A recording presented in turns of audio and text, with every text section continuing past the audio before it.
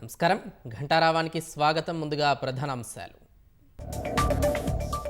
నేడు మంత్రులతో ముఖ్యమంత్రి రేవంత్ రెడ్డి సమావేశం. రేపటి నుంచి 4 పథకాలు అమలు కానున్న నేపథ్యంలో చర్చలు.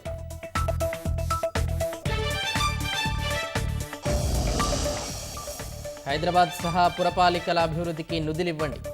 20 లక్షల ఇళ్లు మంజూరు చేయాలని కేంద్రానికి సీఎం విజ్ఞప్తి.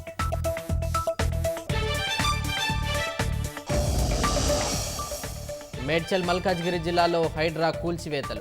అక్రమంగా నిర్మించిన ప్రహరీని పడగొట్టిన అధికారులు.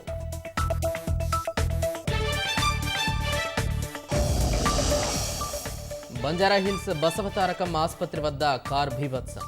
ఫుట్పాత్ పైకి దూసుకెళ్లిన వాహనం, ఒకరు మృతి.